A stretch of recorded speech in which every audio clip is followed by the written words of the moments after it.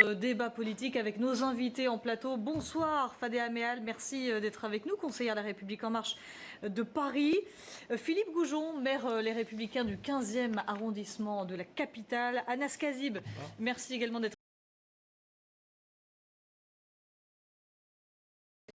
nous, délégué Sudrail Paris-Nord, et Damien Fleureau, chef du service politique de CNews. Il y a également Jean-Philippe Tanguy qui va arriver dans quelques instants, porte-parole de Debout la France. Mesdames et messieurs, je souhaiterais vous faire écouter ce son d'Emmanuel Macron, le chef de l'État, hier en déplacement en Côte d'Ivoire à Abidjan, venu passer Noël avec les troupes, a proposé une trêve aux syndicalistes et aux grévistes. Vous allez nous dire dans un instant comment est-ce que vous avez perçu ce message. On l'écoute et on réagit juste après.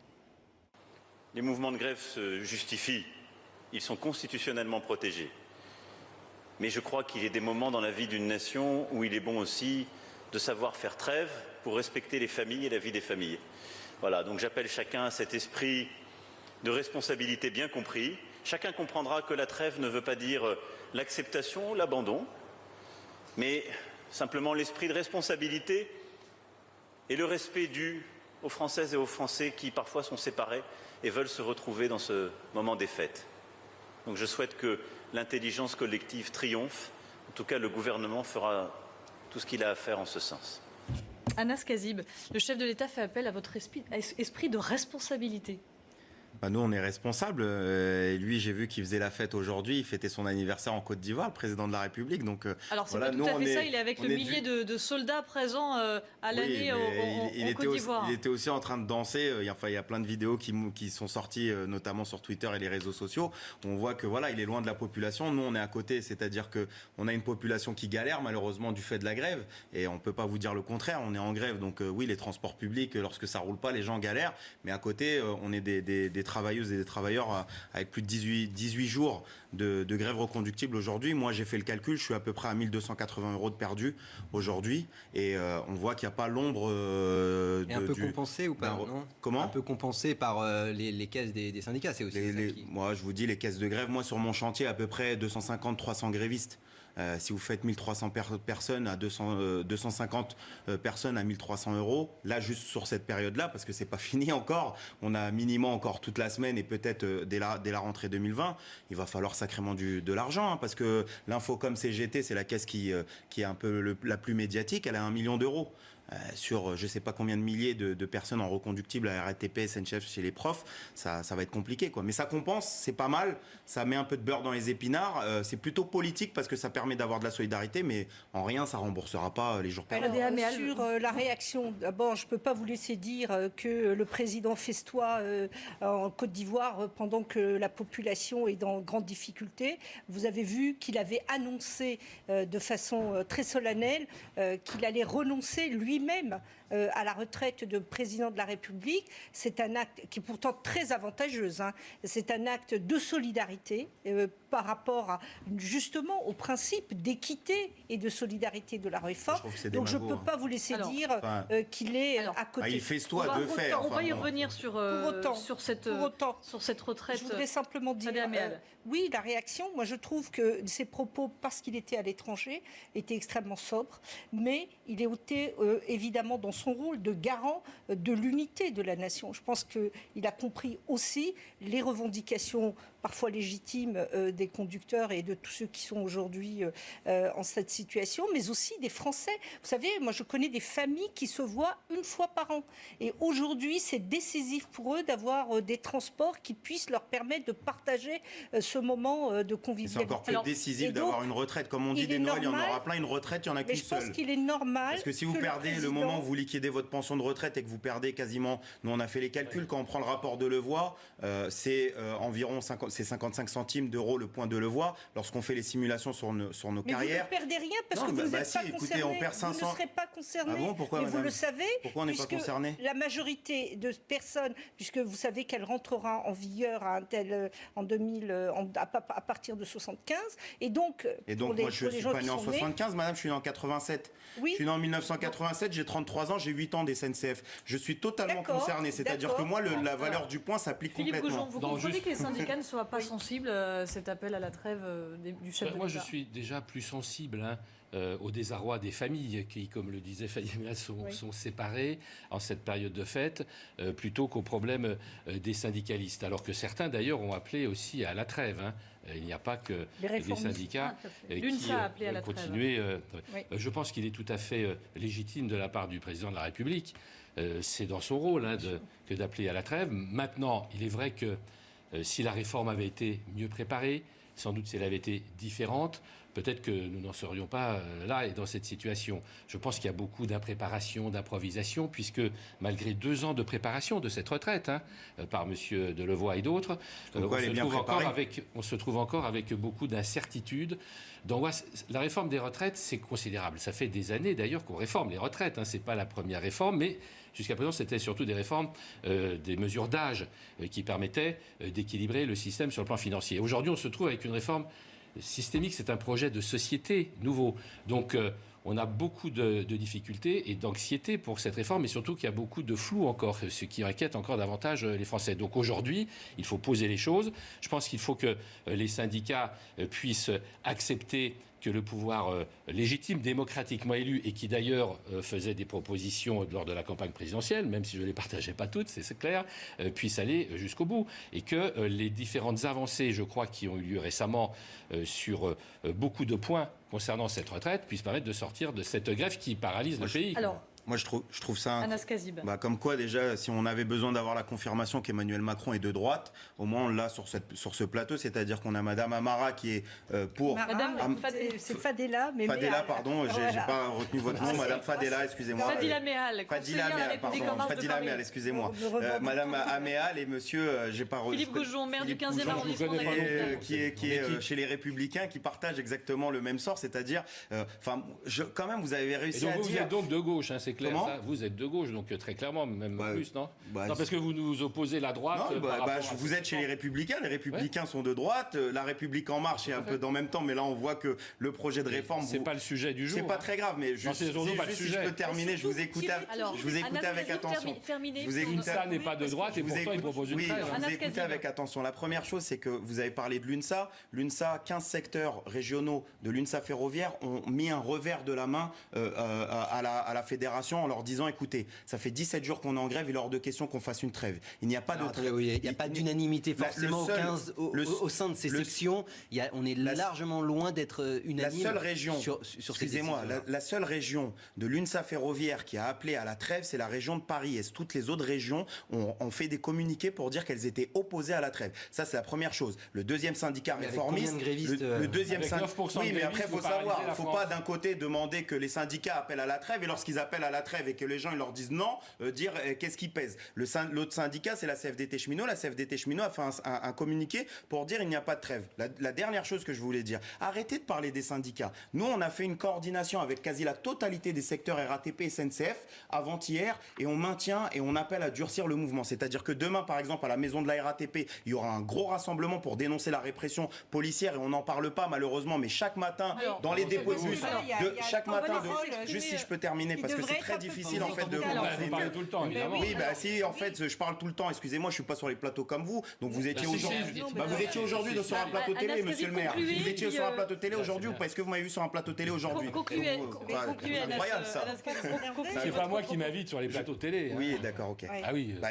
Prenez-vous-en à la presse, prenez à tout le monde. Monsieur le maire, est-ce que je peux terminer une phrase? Merci. Est-ce que je peux terminer une phrase? Donc je voulais essayer d'un peu dégrossir l'effet syndical, c'est-à-dire que Martinez ou Laurent Berger peuvent dire ce qu'ils veulent. La base, elle est mobilisée aujourd'hui. Lorsqu'on parle d'un effet gilet jaune, l'effet gilet jaune, à la base, il est là. C'est-à-dire qu'il y a une détermination et une radicalisation du mouvement ouvrier à la base qui fait qu'en sorte que lorsqu'il y a des mots d'ordre qui viennent d'en haut, en bas, il y a une rupture. Alors Jean-Philippe Tanguy, qui ne s'est pas encore exprimé, Jean-Philippe Tanguy, porte-parole de Debout la France sur cet appel à la trêve du chef de l'État. Bonsoir, excusez-moi mon retard. Il n'y a pas de mal. Dans la grève comme tout le monde. Non mais écoutez, malheureusement, Emmanuel Macron, il a créé cette situation et il a voulu cette situation un peu polémique un peu caricaturale où monsieur se fait le porte-voix des malheurs des cheminots et pas des Français. Je veux dire, la plupart des Français, ils n'ont pas souhaité ce mouvement de grève. La plupart des Français, ils n'ont même pas souhaité cette réforme, puisque l'âge pivot qui concentre l'essentiel des revendications des syndicats, peut-être en dehors de monsieur, n'était pas dans les promesses présidentielles de monsieur Macron. Donc en fait, on met la France dans la rue avec madame qui est sans doute de bonne foi en disant c'était dans la campagne présidentielle, mais la mesure qui concentre l'hostilité majeure des syndicats, y compris ceux qui auraient pu soutenir Emmanuel Macron, se porte sur ces 64 ans qui, effectivement, sont un mensonge de campagne. Il est temps que je puisse répondre sur plusieurs choses. La première, sur ce que vous venez de dire. En effet, la réforme a été inscrite dans la campagne. Ce point-là, technique, ne l'était pas. Vous avez raison de le dire. C'est plus que technique. Pour autant, je ne suis pas d'accord quand vous dites qu'aujourd'hui, il y a une focalisation, parce que c'est le dernier élément. Moi, j'ai bien suivi le processus de la mise en grève. C'est parti de quelque chose qui était très concret à l'époque. Rappelez-vous, on disait le point, on n'y croit pas, il va baisser, il n'y a pas de loi. Ça a été levé. Après, il y a eu cette question sur finalement la pénibilité. Ah, la pénibilité, c'est pas pris en compte, donc ça a été d'une certaine façon clarifié. Après, il y a eu d'autres questions sur la retraite des femmes. Mais comment c'est possible? Les femmes seront les dernières perdantes. On apprend évidemment que la retraite minimum sera de 1 000 €. Et enfin, je veux dire, à chaque avancée, et je pense que la main tendue, elle l'a été d'une façon très très responsable. À chaque fois, il y a quelque chose. À chaque interrogation, un argument. On êtes sensible dans le passé. Le point et là où principal. je suis d'accord avec vous avez mis la France dans la rue, tous les syndicats, je suis désolé, c'est les 64 ans. Je pense qu'il faut que les personnes qui nous écoutent se rendent compte de ce qui est en train de se passer. C'est-à-dire qu'on a confié la réforme des retraites à un monsieur qui avait 14 mandats cachés. C'est-à-dire qu'il a dû démissionner parce que le 14e mandat, il ne voulait pas le révéler, un mandat de 6 000 €. Jean-Paul Delevoye, qui a 72 ans, cumulé 10 135 €. Oui, mais si je peux terminer. Voilà, je ne vous coupe pas, me coupez pas s'il vous plaît. Donc, il cumule 10 135 €, il cumule en pension de retraite 15 000 € par mois, et on demande, c'est ce monsieur qui a demandé de l'équité. C'est-à-dire, vous avez parlé de 1000... Vous avez pas... Je vous ai écouté, madame. Je vous ai écouté. Il est dans une fonction de ministre de la retraite et l'exemplarité. Vous avez raison, il en a pris... Mais vous n'aimez pas... Mais c'est insupportable parce que je vous ai écouté lire votre fiche. Laissez-moi, j'ai pas de fiche devant les yeux. Laissez-moi juste terminer. Vous avez dit encore deux choses. Vous êtes agressif, monsieur. Mais oui, mais je ne suis pas en train de vous agresser. Par contre, vous êtes en train de me couper. Alors, on va laisser terminer Anas Kazib. Votre front, il est en train de s'effriter. Ah non, mon front va... Et vous avez peur de la trêve parce que vous vous sentez dans une situation de fragilité. Si vous n'aviez pas peur de ça, qu'importe de faire une trêve d'une semaine, vos troupes seront là à la rentrée. Le gouvernement n'a pas non plus fait un geste. Est-ce que vous avez terminé, madame? Anas Kazib essaye de terminer son propos. S'il vous plaît, Jean-Philippe Tanguy. Anas Kazib, votre cinéma, on laisse conclure Anas Kazib. Oui, mais un plateau, c'est pas obligé. Vous n'êtes pas obligé de couper la parole. Anas Kazib, on vous écoute. Donc la première chose, déjà rien que pour répondre à ce que vous avez dit sur la question de la trêve. Le dernier sondage ELAB, 46% des Français considèrent que la crise, elle est en partie la responsabilité, elle est en partie sur celle du gouvernement. 72% ne sont pas satisfaits du 46% des Français, 57%, s'il vous plaît, Fadela Meal. 57% des Français sont derrière le mouvement de grève contre la réforme des retraites. Ça, c'est juste pour vous montrer que la population, elle est de notre côté. Derrière, vous avez dit une énormité, c'est-à-dire que la valeur du point n'allait pas baisser. Deux choses. Page 8 du rapport Delevoye, sur la page 8 du rapport Delevoye, il est dit que le système par points est un système pilotable et adaptable en fonction de la démographie et des règles économiques. Mon meilleur ami François Fillon, qui est un grand gauchiste, il a fait le meilleur tract syndical en disant qu'il était inscrit dans la loi. Oui, c'est mon meilleur ami François Fillon. François Fillon, il a fait le meilleur tract syndical en disant quoi? Devant les patrons en 2017, durant la campagne présidentielle. François Fillon a dit la main sur le cœur. Je suis pour le système par points, mais il ne faut pas mentir aux Français. C'est un système pour pouvoir dévaluer les pensions de retraite et pouvoir baisser les pensions de retraite des travailleurs et des travailleuses. Ce que vous nous dites, si on lit entre les lignes, c'est que vous ne faites pas confiance vous n'avez pas confiance en ce gouvernement. Non. Comment vous voulez faire confiance à un gouvernement? Peu importe les promesses du gouvernement sur l'inscription dans la loi pour le point, la règle d'or, etc. Tout ça, vous n'y croyez pas. Pour l'instant qu'on l'entend, il n'y a pas de projet de loi. C'est-à-dire qu'il n'y a pas de projet de loi sur la table qui passe à l'Assemblée. Ça sera au moment où le projet de loi passera à l'Assemblée qu'on verra réellement ce qu'il y a. Aujourd'hui, ce que nous, on a, c'est un rapport de 132 pages qui a été fait pendant 18 mois de concertation, plus de 300 réunions, et Jean-Paul Delevoye s'en satisfaisait justement. Il a écouté sur la pénibilité, il est passé de 128 nuits à 110 nuits. Déjà, regardez le nombre de salariés qui passent à 110 nuits. Ministre devant le Conseil économique et social qui fixe un petit peu le cadre, je vous l'accorde, qui est loin d'être totalement détaillé. Il a dit il y a un conseil, mais derrière c'est le gouvernement qui aura la main sur le point. Comment un gouvernement aujourd'hui en 2020 ou en 2019 peut s'engager sur la valeur du point en 2035? Ce n'est pas possible. Négocier avec les partenaires sociaux. Et c'est pareil pour la décote. Inscrit dans la loi et avec indexé sur les salaires. De toute façon, il n'y a pas la relation de confiance, on le sent. Donc, moi, je pourrais vous avancer tous les C'est vous qui êtes au gouvernement, ça vous préoccupez de ça, c'est pas nous, on n'est pas élus du peuple. Mais non, mais attendez, vous êtes dans une position idéologique. Philippe Goujon, je ne suis pas idéologique, je vous ai même cité les numéros de page du rapport. On peut essayer de ramener un petit peu de sérénité et de raison dans ce débat. Alors je sais que c'est difficile avec des syndicats révolutionnaires. Bon, il y a des syndicats réformistes avec lesquels le gouvernement discute, et puis il y en a d'autres qui effectivement sont dans un autre comportement pour d'autres et qui suivent d'autres objectifs. Est-ce qu'on n'est pas respectable, monsieur? En réalité, terminez. Alors vous ne voulez pas ne caricaturez pas en parlant de révolutionnaire. On a le droit d'être contre une réforme ou pas? Est-ce que c'est notre droit en tant que citoyen? On a le droit d'être contre une réforme en tant que travailleur? Je vais vous répondre. Qu'est-ce qu'a dit le secrétaire général de la CGT cheminot? Il a dit qu'il faut faire la révolution et que tant que la CGT fonctionne, c'est pas grave si la SNCF se casse la figure. Bon voilà, il a dit qu'il voulait la révolution. Bon, c'est peut-être pas votre cas. Écoutez, je sais pas, j'ai un pin sur la je vais pas parler à la place de Laurent. Je ne personnalise pas, je parle des syndicats. Il y a des syndicats révolutionnaires, il y a des syndicats réformistes. C'est comme ça. Mais de quoi s'agit-il? Il s'agit, enfin moi je pense sincèrement qu'il s'agit de pérenniser notre système de retraite par répartition et de faire en sorte que dans l'avenir on puisse continuer à payer les pensions des retraités et si possible, et c'est un objectif qu'il faut atteindre absolument, ne pas diminuer le pouvoir d'achat des retraités qui l'ont déjà été un peu par l'augmentation de la CSG, etc. Donc il ne faut pas non plus obérer l'activité économique en n'augmentant pas les cotisations. Donc qu'est-ce qui reste? Il reste soit des mesures d'âge, soit la retraite par points. La mesure d'âge était quand même plus facile à mettre en place. Je ne dis pas qu'elle réglait tous les problèmes, bien au contraire. Mais elle était plus facile à mettre en âge. Ce qui était proposé par certains, effectivement, et notamment par nous, c'est d'augmenter d'un trimestre tous les ans pendant 12 ans. Regardez ce qui se passe dans les autres pays européens. Il n'y a pas un pays qui est à 62 ans de départ d'âge légal à la retraite. Ils sont tous à 63 ans, voire 67 en Italie.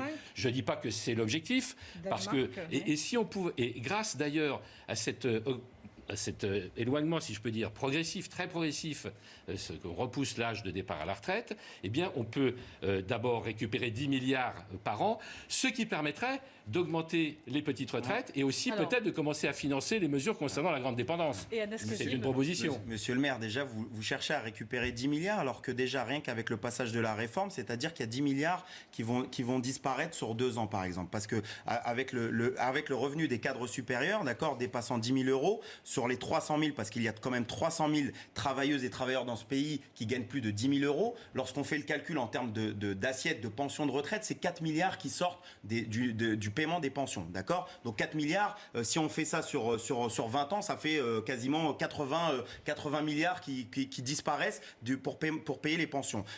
Lorsqu'on peut prendre certaines valeurs, c'est-à-dire que si on remonte à l'égalité homme-femme, quand même on pourrait essayer de réclamer l'égalité homme-femme sur les travailleuses et travailleurs, il y a 4 milliards qui rentreraient dans les pensions. Donc on peut vous trouver des milliards. Si c'est les milliards que vous cherchez, on peut vous les trouver. Alors là, on est un petit peu trop sur la technique. C'est technique, mais vous comprendre pourquoi les gens se mobilisent. Jean-Philippe Tanguy.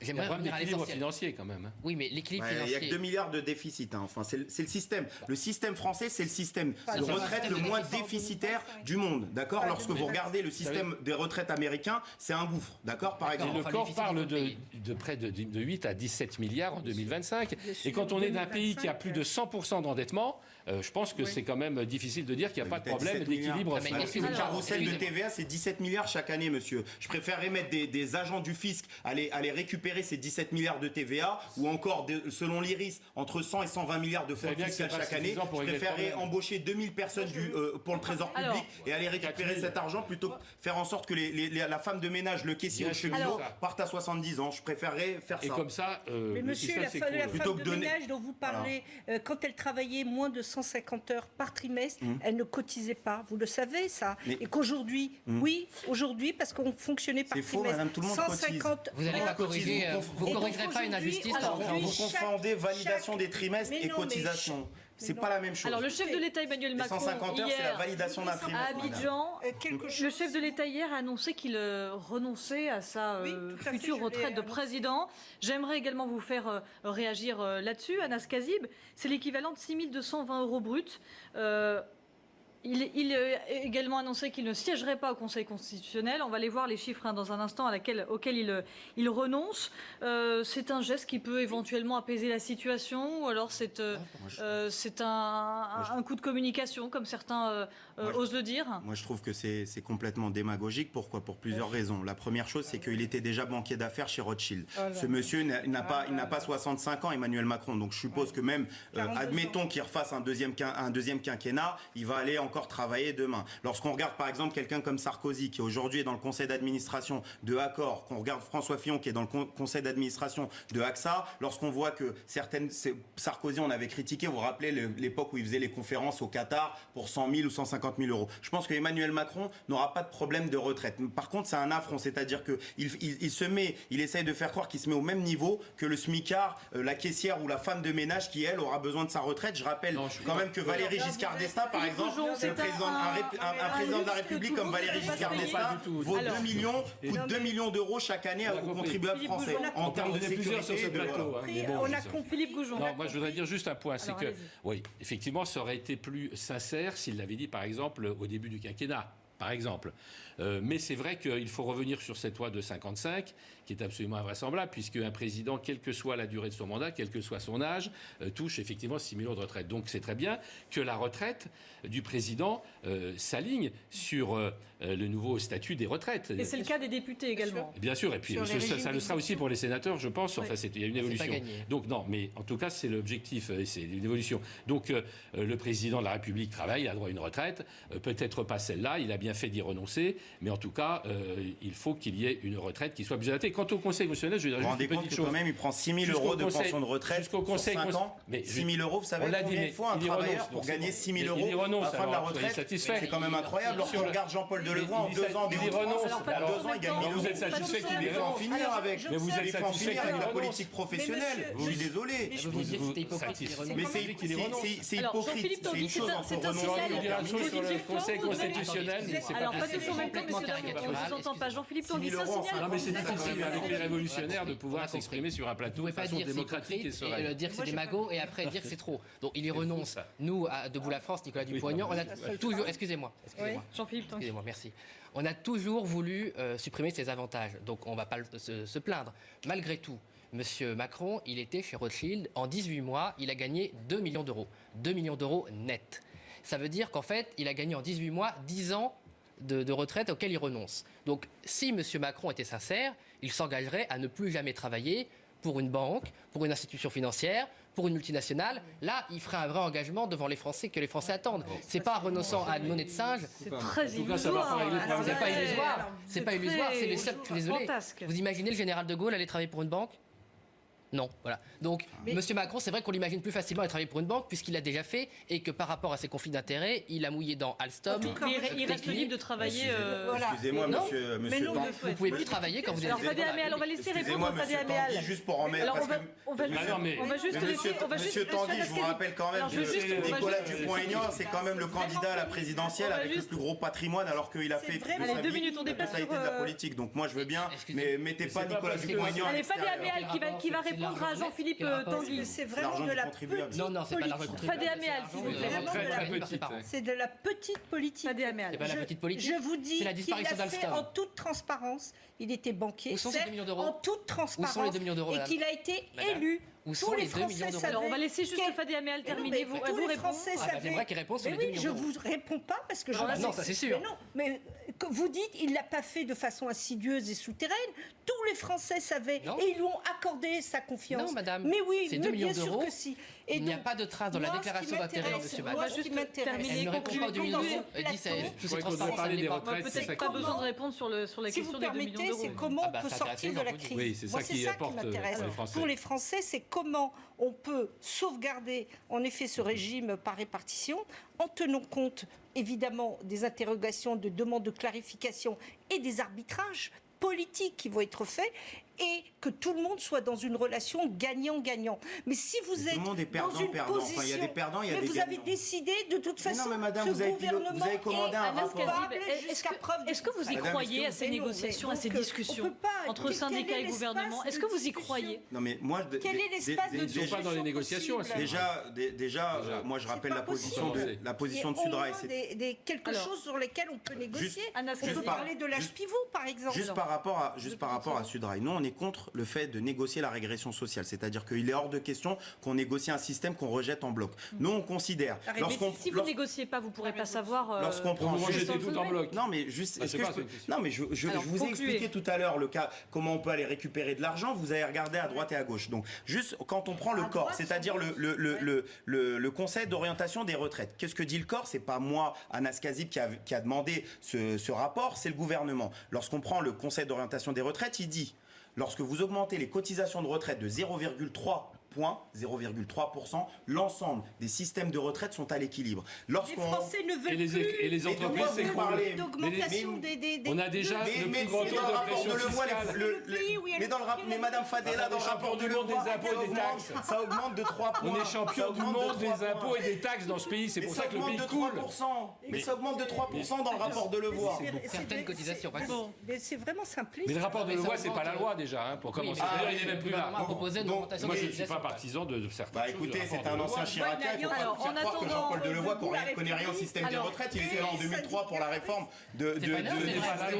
Ce n'est pas la loi, ce n'est pas son projet. Aujourd'hui, c'est un autre projet qui est discuté. D'ailleurs, j'ai un petit doute sur les rapports. Vous savez, moi je suis cheminot. Il y a eu le rapport Spinetta. Lorsque vous prenez le pacte ferroviaire, à la virgule près, c'est ce que M. Spinetta a mis dans son rapport. Monsieur, quand même, ne faisons pas croire aux gens qui écoutent qu'il y a Jean-Paul Delevoye qui a fait 18 mois de concertation, qui a ramené des valeurs chiffrées pesées par des économistes. Il a travaillé 132 pages et qu'on voudrait faire croire que, comme ça, ces 132 pages disparaissent. La Bible, hein, en tout cas, dans les mots d'Édouard Philippe, la totalité de ce que confirme Édouard Philippe, à part sur la pénibilité, sur les 128 nuits qui passent à 110, tout le reste, pourquoi il n'y a pas de simulateur du gouvernement, madame? Parce que vous savez très bien que la valeur du point, elle est à 55 centimes. Vous n'attendez même pas de réponse de ma part. Alors, sur vous avez vos réponses. Je suis en train de vous poser une question.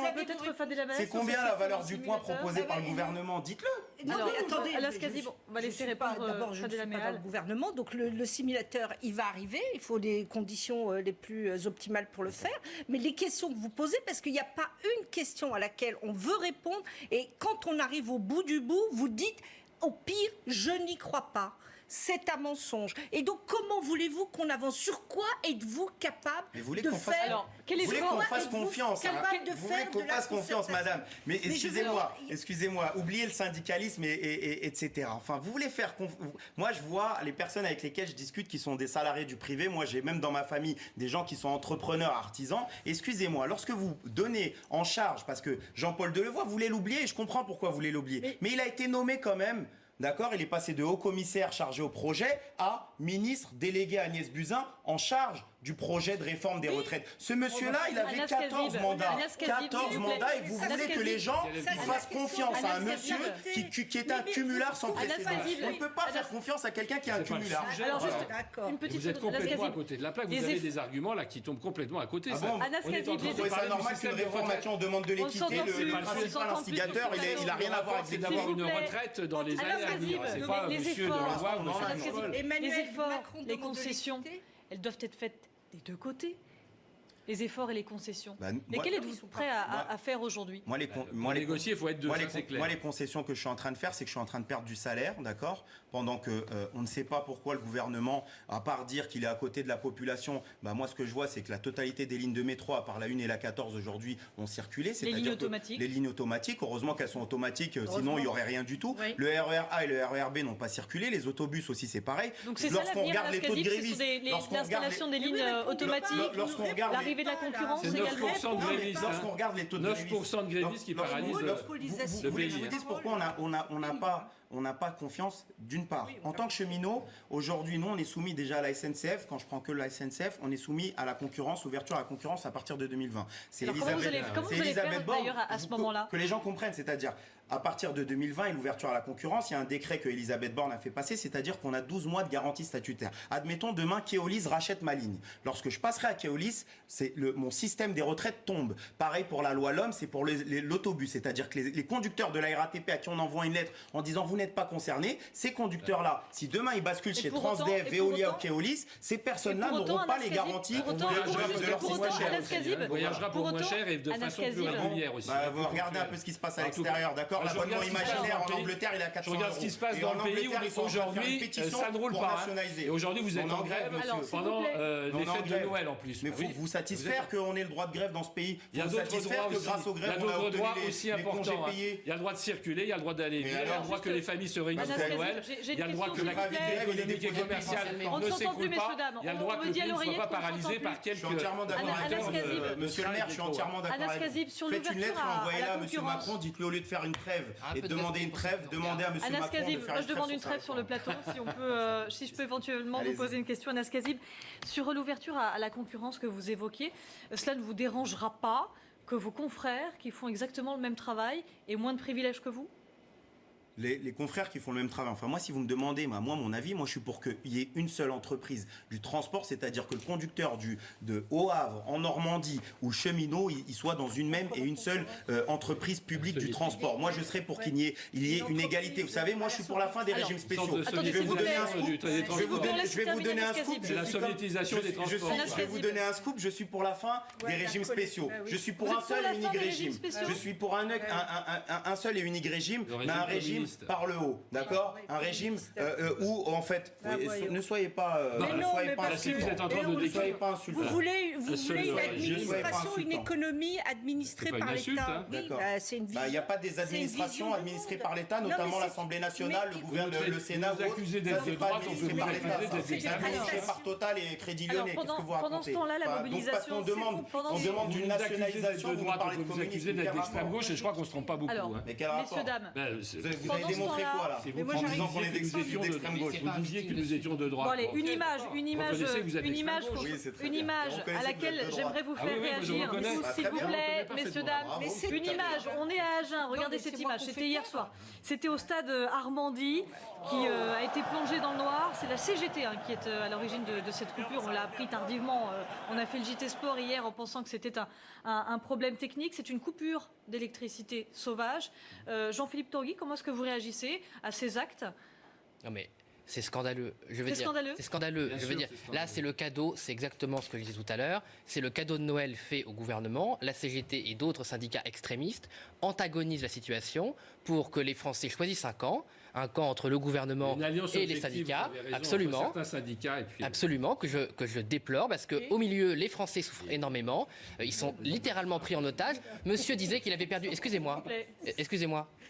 Monsieur disait qu'il avait perdu du salaire. Monsieur disait qu'il avait perdu du salaire. Mais il y a des millions de Français qui ont perdu du salaire sans le vouloir parce qu'ils ont été prisonniers de cette situation. Soit qu'ils ont raté des jours de congé, soit qu'ils ont dû dépenser de l'argent pour aller à leur travail, soit qu'ils ont dû dépenser pour garder leurs enfants. Beaucoup de frais. Et c'est pour ça que le gouvernement est aussi responsable de cette situation. Peut-être de désespoir, on ne sait pas exactement ce qui les a motivés. Vous pouvez le comprendre. Moi, personnellement, je ne suis pas d'accord avec ce qui a été fait. Non, restez, Fadila Meal. Ça va être à vous dans... Qui répond. Allez-y, alors, non, pas de la respect. Non, parce que je veux parler de... Mais respectez-vous. Est-ce qu'on pourrait se respecter? Est-ce que tout le monde pourrait se respecter sur ce plateau? Alors, ce que dit monsieur, je veux prolonger, c'est-à-dire qu'il y a une montée aujourd'hui de la violence et du rapport de force. Enfin, c'est un peu de votre faute, quand même. On a vu l'épisode qui s'est passé avec les enseignants cet été au moment du baccalauréat, où des enfants ou des adolescents étaient pris en otage. C'est-à-dire qu'on a pris leurs copies et on a refusé quelque chose qui ne s'est jamais vu. Et vous prenez en otage la totalité de la carrière de ces futurs enfants. C'est-à-dire que vous leur proposez que de la précarité aujourd'hui. C'est encore pire. Mais ils n'étaient même pas d'accord. Ils n'étaient même pas d'accord. C'est les adultes qui ont pris cette décision. Et là, quand vous coupez, si vous coupez aussi l'électricité dans les hôpitaux, il y a peut-être des nourrissons qui ne pourront pas vivre. Moi, personnellement, je ne suis pas d'accord avec le fait qu'on soit clair. Vous n'êtes pas d'accord avec ce qui s'est passé hier soir au stade? Il n'y a pas besoin d'être dans les condamnations, il n'y a pas besoin d'être dans la surenchère.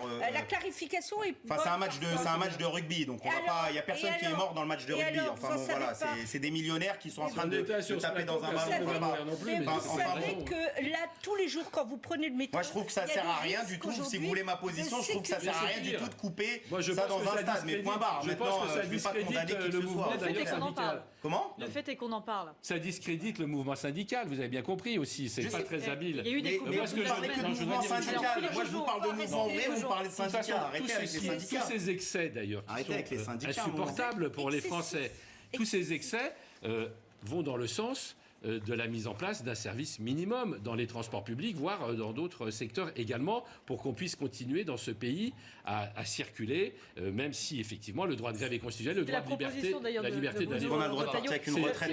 Philippe Goujon, vous êtes maire du 15e arrondissement de la capitale. Monsieur le maire, on a le droit de partir avec une retraite ou pas? Je préfère répondre aux journalistes. Comment est-ce qu'ils réagissent, vos administrés, les commerçants notamment, qui sont impactés par les commerçants à 2 jours du réveillon? Les commerçants sont évidemment extrêmement impactés, mais pas seulement depuis ces grèves, depuis toute cette affaire de Gilets jaunes. À Paris, en tout cas, tous les samedis, les agissements, les mouvements, les manifestations des Gilets jaunes font que, d'une part, les Parisiens ne vont plus dans les boutiques, il y a une morosité générale, et les commerçants, évidemment, voient leur chiffre d'affaires s'écrouler. C'est 30%. Pour l'hôtellerie, en ce moment, à cause des grèves, c'est 50%. J'ai réuni les associations de commerçants récemment.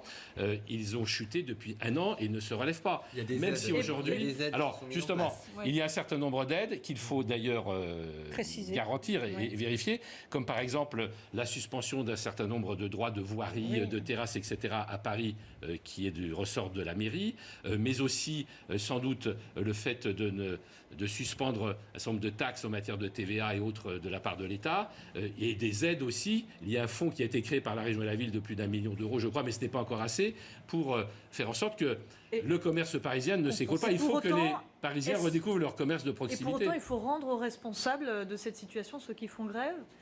Il faut les accabler, il faut... Non, il faut discuter et trouver un chemin d'entente, une sortie de la crise le plus rapidement possible. C'est quand même au gouvernement dans ce pays d'assurer l'ordre public et d'assurer le commerce. Quelles sont les concertations minimum, les consensus que nous pouvons trouver sur tous les points qui ont été évoqués? Moi, je crois qu'on parle de ça remarquable de parler systématiquement. Enfin, moi, j'aime bien le petit commerçant, le petit boulanger qui galère à payer ses... Moi, je suis entièrement solidaire avec ces personnes-là, sauf qu'on ne parle pas du petit commerçant. Ils sont en train de couler. Hein. Monsieur, s'il vous plaît, je vous ai écouté avec attention, on essaie de s'écouter.